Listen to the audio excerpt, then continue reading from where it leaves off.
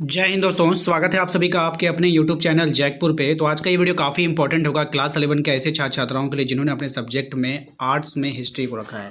तो देखिए ये काफ़ी इंपॉर्टेंट वीडियो है। हम 40 इंपॉर्टेंट क्वेश्चन का जो एक सीरीज चल रहा था टॉप 40, ठीक है, उसका ये पार्ट 8 होने वाला है। इसके पहले भी 7 पार्ट चैनल पे अपलोड है, मैंने अलग से प्लेलिस्ट बना दिया है। यदि आपने पहले कुछ भी नहीं पढ़ा है, अगर आप इन 7, 8, 9, 10 वीडियो को अगर आप देख लोगे तो आपका पूरा का पूरा हिस्ट्री कवर हो जाएगा, ठीक है। तो ज़्यादा लंबा वीडियोस भी नहीं होता है, 10 से 12 मिनट का एक एक वीडियो होता है। अगर आप उसको वॉच कर लेते हो, 2-3 बार वॉच करोगे, रटना भी नहीं पड़ेगा, आपका ऐसे ही रिवीजन हो जाएगा, ठीक है। तो चलिए स्टार्ट करते हैं हम। और आप लोगों ने इस सीरीज को बहुत सारा प्यार दिया, प्रमोट किया, अपना नाम अपने ज़िले का नाम टाइप करके। तो मैं चाहूँगा इस वीडियोज़ को भी आप सब्सक्राइब करके चैनल को तब लाइक कीजिए, उसके बाद फिर अपना नाम और अपने ज़िला का नाम कॉमेंट में ज़रूर टाइप कीजिएगा। चलिए शुरू करते हैं। सबसे पहला सवाल है, क्योटो का जो नया नाम है वो क्या है, आपको बताना है। तो क्योटो का जो नया नाम है वो है आपका ओसाका। क्या हो जाएगा? ओसाका। ऑप्शन नंबर बी इसका यहाँ पे करेक्ट आंसर होगा। क्वेश्चन नंबर 2 पर आते हैं। इसमें कहा गया है कि प्रथम अफीम युद्ध के बाद कौन सी संधि जो है संपन्न की गई थी, ठीक है। तो कौन सी संधि जो यहाँ पे संपन्न हुआ था वो आपको बतानी है। तो नानकिंग संधि। कौन सी संधि हुई थी? नानकिंग की संधि हुई थी, याद रखिएगा। अगले सवाल पे आते हैं। क्वेश्चन नंबर आपका 3 पे, 1514 ईस्वी में चीन में सर्वप्रथम कौन से यूरोपीय शक्ति ने प्रवेश किया, ठीक है, ये आपको बतानी है।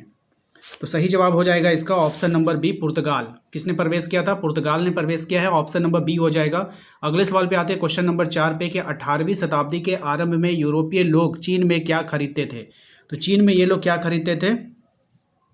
चाय हो गया, रेशम हो गया, चीनी हो गया, चीनी हो गया यहाँ पे, है ना, और उसके बाद उपयुक्त में से सभी हो जाएगा, ठीक है। ऑप्शन नंबर डी हो जाएगा। अगले सवाल पे आते हैं। अफीम का युद्ध किन देशों के बीच हुआ था? देखिए ये काफ़ी अच्छा सवाल है और इंपॉर्टेंट भी है कि अफीम जो युद्ध हुआ था वो किन देशों के बीच में हुआ था। तो अफीम युद्ध जो हुआ था ये चीन और ब्रिटेन के बीच हुआ था। ऑप्शन नंबर डी इसका यहाँ पे करेक्ट आंसर हो जाएगा। आइए अगले सवाल पे आते हैं। क्वेश्चन नंबर 6 पे कह रहा है आपसे, जापान और चीन किस क्षेत्र के देश हैं? अब जापान और चीन जो है वो कौन से क्षेत्र के देश है आपको बताना है। सुदूर पूर्व है ये। कैसा है? सुदूर पूर्व देश है, याद रखिएगा। क्वेश्चन नंबर 7 पे आते हैं कि डायट किसे कहा जाता है। अब ये जो डायट है वो किसको कहते हैं आपको बतानी है। ये जो डायट है इसके कहते हैं हम लोग जापानी संसद को। किसको बोलते हैं? जापानी संसद को हम लोग डायट बोलते हैं, ठीक है। अगले सवाल पे आते हैं क्वेश्चन नंबर 8 पे कि प्राचीन चीन के महानतम इतिहासकार किसे माना जाता है। तो प्राचीन चीन का जो महानतम इतिहासकार है वो माना जाता है आपका शीमा क्वांग को, ठीक है। ऑप्शन नंबर डी इसका यहाँ पे करेक्ट आंसर हो जाएगा। चलिए क्वेश्चन नंबर आते हैं हम लोग 9 पे। क्वेश्चन नंबर 9 में कह रहा है, जापान में पहली बार महिलाओं ने कब मतदान किया। तो जापान में जो पहली बार महिलाओं ने मतदान किया वो किया था 1946 में। ऑप्शन नंबर सी इसका यहाँ पे करेक्ट आंसर होगा। क्वेश्चन नंबर आते हैं 10 पे, साम्यवादी नेता ट्रोट्स्की किस देश का था। बहुत ही अच्छा सवाल है, फेमस सवाल है ये। तो ये जो साम्यवादी नेता ट्रोट्स्की था वो रूस का रहने वाला था। ऑप्शन नंबर ए इसका यहाँ पे करेक्ट आंसर हो जाएगा। क्वेश्चन नंबर आते हैं 11 पे, कह रहा है कि अमेरिका ने कमाडोर पेरी को कब जापान भेजा। सही जवाब हो जाएगा इसका 1853 को भेजा था, ठीक है। नेक्स्ट आते हैं अगले सवाल पे, ताइवान चीन से कब अलग हुआ। अब ताइवान जो है वो चीन से अलग कब हुआ था ये आपको बतानी है। तो ये हुआ था 1949 में अलग हुआ था। ऑप्शन नंबर ए हो जाएगा। अगले सवाल पे आते हैं क्वेश्चन नंबर 13 पर कि चीन में पीकिंग विश्वविद्यालय कब स्थापित हुआ। तो चीन में पीकिंग विश्वविद्यालय जो स्थापित हुआ वो 1902 में स्थापित हुआ। ऑप्शन नंबर सी हो जाएगा इसका आंसर। क्वेश्चन नंबर आते हैं 14 पे, कह रहा है टोक्यो से योकोहामा तक रेलवे लाइन कब बिछाई गई। अच्छा सवाल है, एग्जाम में आया हुआ सवाल है ये। तो ये हुआ था 1873 में। कब हुआ था? 1873 में। ऑप्शन नंबर बी हो जाएगा। अगले सवाल पे आते हैं, हिरोशिमा और नागासाकी पर परमाणु बम जो विस्फोट कब हुआ था। देखिए अणु नहीं परमाणु होगा यहाँ पे, ठीक है, जो भी है देख लीजिए। और ये जो हुआ था कब हुआ था आप लोगों को पता ही है, ये हुआ था 1945 में, ठीक है। ऑप्शन नंबर 20 का यहाँ पे करेक्ट आंसर हो जाएगा। अगले सवाल पे आते हैं, जापान में शोगुन शासन कब समाप्त हुआ। जापान में जो शोगुन शासन समाप्त हुआ वो हुआ आपका 1867 में। कब समाप्त हुआ था? 1867 में हुआ था, याद रखना है इसको, ठीक है। आप लोग इसको याद रखिएगा, 1867 में समाप्त हुआ था। क्वेश्चन नंबर आते हैं हम लोग 17 पे, कह रहा है डॉक्टर सन यात सेन होगा यहाँ पे प्रिंटिंग मिस्टेक है। डॉक्टर सन यात सेन जापान में तुड़ में हुई नामक संस्था के, तुड़ में हुई, यहाँ पे थोड़ा सा हमको लग रहा है क्वेश्चन मिस्टेक है आपका, ठीक है। देखिए यहाँ पर थोड़ा सा एक चीज़ छूटा हुआ है, तुड़ मेघ होगा यहाँ पे, ठीक है। क्या होगा? तुड़ मेघ हुई, है ना, ये संस्था है तुड़ मेघ हुई।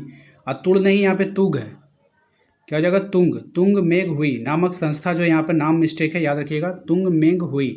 इसकी जो स्थापना कब हुई थी ये आपको बतानी। तो इसकी स्थापना हुई थी 1905 में। ऑप्शन नंबर बी इसका यहाँ पे करेक्ट आंसर हो जाएगा, ठीक है। अगले सवाल पे आते हैं, मार्टिन लूथर ने कब धर्म सुधार आंदोलन किया था? तो मार्टिन लूथर ने जो धर्म सुधार आंदोलन किया था वो कब किया था, ये आपको बतानी है। तो मार्टिन लूथर ने धर्म सुधार आंदोलन किया था आपका 1517 में। ऑप्शन नंबर डी इसका करेक्ट आंसर होगा। आइए अगले सवाल पे आते हैं। तुर्कों के आक्रमण के कारण कई यूनानी विद्वान अपने ग्रंथों के साथ कहाँ पहुँचे थे? तो ये लोग पहुँचे थे आपका इटली। कहाँ पहुँचे थे? इटली पहुँचे थे। ऑप्शन नंबर ए इसका करेक्ट आंसर होगा। क्वेश्चन नंबर आते हैं हम लोग 20 पे। कह रहा है कि मानवतावाद के प्रसार में किसका योगदान था? मानवतावाद के प्रसार में जो योगदान था पेट्रोक का योगदान था। ऑप्शन नंबर बी इसका करेक्ट आंसर होगा। क्वेश्चन नंबर आते हैं 21 में। टॉमस मोर ने यूटोपिया का प्रकाशन किया, कब किया आपको बतानी है। तो इसने किया था 1516 में। ऑप्शन सी इसका करेक्ट आंसर हो जाएगा। अगले सवाल पे आते हैं। लूथर ने बाइबल का जर्मन में अनुवाद कब किया? लूथर ने बाइबल का जर्मन में अनुवाद किया था 1522 ईस्वी में। कब किया था? 1522 ईस्वी। Option number A. Question number आते हैं 23 में। कह रहा है शेक्सपियर कौन था? अब ये जो शेक्सपियर था ये कौन था आपको बतानी थी। इंग्लैंड का एक महान नाटककार था। ऑप्शन नंबर डी इसका करेक्ट आंसर हो जाएगा। अगले सवाल पे आते हैं। धर्म सुधार आंदोलन का जन्मदाता कौन था?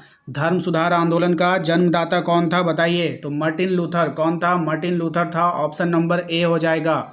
अगले सवाल पे आते हैं। क्वेश्चन नंबर 26 कह रहा है कि दूरबीन का आविष्कार किसने किया? दूरबीन का आविष्कार किसने किया आपको बतानी है। तो दूरबीन का जो आविष्कार किया था वो किया था, बताइए किसने किया था? गैलीलियो ने। किसने किया था? गैलीलियो ने। ऑप्शन नंबर बी इसका करेक्ट आंसर हो जाएगा। दी पाइटा नामक चित्र किसकी कृति है? बहुत ही अच्छा सवाल है। दी पाइटा नामक कृति किसकी कृति है? तो माइकल एंजेलो की कृति है ना, याद रखिएगा। क्वेश्चन नंबर आते हैं 28 पे। सोसाइटी ऑफ जीसस की स्थापना किसने किया? सोसाइटी ऑफ जीसस की स्थापना किया था इग्नेशियस लोयोला ने। किसने किया था? इग्नेशियस लोयोला ने। Option number B. सभी सवाल मोस्ट इंपॉर्टेंट हैं, एक भी सवाल को छोड़िएगा मत। तुर्कों ने किस वर्ष कुस्तुनतुनिया पर विजय प्राप्त की? ये भी सवाल मोस्ट इंपॉर्टेंट है। तो ये किया था आपका 1453 में। कब किया था? 1453। ऑप्शन नंबर सी हो जाएगा। अगले सवाल पे आते हैं। मोनालिसा चित्र किस चित्रकार द्वारा निर्मित चित्र है? तो मोनालिसा चित्र जो है वो किस चित्रकार के द्वारा निर्मित चित्र है आपको बतानी है। सही जवाब इसका हो जाएगा option number C, Leonardo da Vinci. Option number C हो जाएगा। अगले सवाल पे आते हैं। क्वेश्चन नंबर 31 पे। देखिए इसमें कह रहा है आपसे कि पृथ्वी अपनी धुरी पर घूमती है, यह सिद्धांत प्रतिपादित किसने किया? तो यह जो सिद्धांत दिया था किसने दिया था बताइए। तो ये सिद्धांत दिया था आपका कॉपरनिकस ने। किसने दिया था? कॉपरनिकस ने। साइंस में इसको बोलते थे हम लोग ग्रहों की गति का नियम। ठीक है।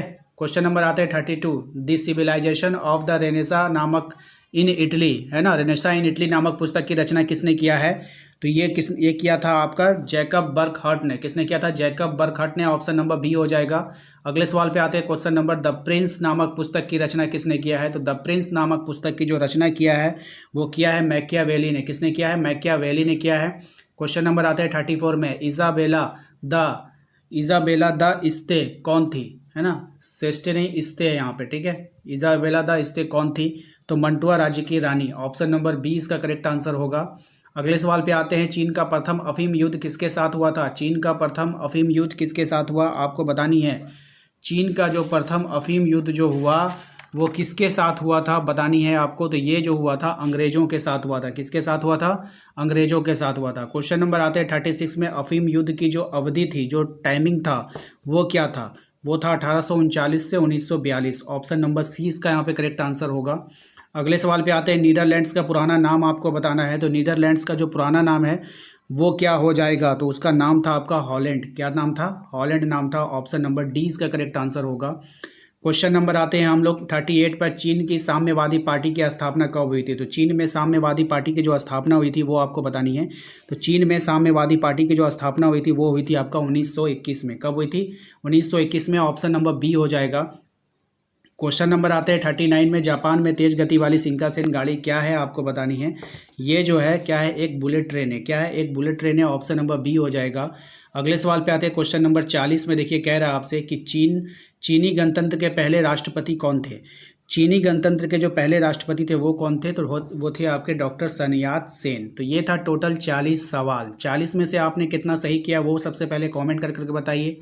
इसके बाद हम आपसे कुछ फायर क्वेश्चन पूछेंगे, उसका आंसर आपको कमेंट में करना है। इसके बाद आपको जो है अपना नाम और अपने ज़िला का नाम वीडियोज़ को प्रमोट करने के लिए टाइप कर देना है कमेंट बॉक्स में। ठीक है। देखिए फायर क्वेश्चन में आपका पहला सवाल है आपका कि अमेरिका ने किस वर्ष जापान पर परमाणु बम गिराया। ऑप्शन है आपके पास 1914, 1942, 1945, 1946। ठीक है, इसका आंसर आपको कमेंट बॉक्स में देना है। दूसरा फायर सवाल है आपका कि टोक्यो का पुराना नाम क्या है, क्योटो, ईदो, ओसाका या फिर निप्पन। इसका भी आंसर आपको कमेंट बॉक्स में देना है। दोनों सवाल इंपॉर्टेंट है, तो वीडियो को लाइक करके चैनल को सब्सक्राइब जरूर कर लीजिएगा और हाँ बेल आइकन को प्रेस रखिएगा ताकि वीडियो का नोटिफिकेशन आता रहे। यदि आप फिर भी नहीं जा रहा नोटिफिकेशन तो मेरे दिए गए नंबर पर संपर्क करके आप व्हाट्सएप ग्रुप ज्वाइन कर सकते हैं।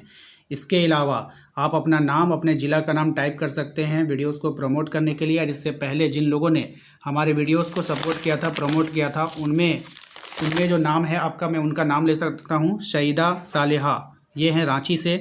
इसके बाद है सिमरन बोकारो से, शानिया देवघर से, पवित्र यादव साहेबगंज से, पवन कुमार कोडरमा से, रोशन यादव गिरिडीह से, प्रिया कुमारी हजारीबाग से, विशाल हजारीबाग से, आंचल हजारीबाग से, तौसीफ आलम गोड्डा से, रीना गुमला से, फूल सिंह रांची से, सुभाष दास गिरिडीह से, सीमा कुमारी गिरिडीह से, आयशा महगामा से, सुमित गोड्डा से, नाजिया अहमद पाकुड़ से, नवीन किस्कू गिरिडीह से, उमा रामगढ़ से, पीयूष रवानी देवघर से, अशोक कुमार यादव हजारीबाग से, शकुंतला लातेहार से, विकास कुमार रामगढ़ से, भोला शंकर रामगढ़ से, कुलसुम खातून धनबाद से, नीलोफर दुमका से, सरवन धनबाद से, आयुष दुमका से, अमर गिरिडीह से हैं, आसिफ कोडरमा से, अंजलि पंडित कोडरमा से, अनुषा कुमारी कोडरमा से, अक्षय गुप्ता डाल्टनगंज से, रानी टूडू हजारीबाग से, अजय सोरेन हजारीबाग से, निशा रानी रामपुर से, नंदनी मेहता गढ़वा से, पूनम सिमडेगा से, तौसीफ आलम गिरिडीह से और जयराम गिरिडीह से।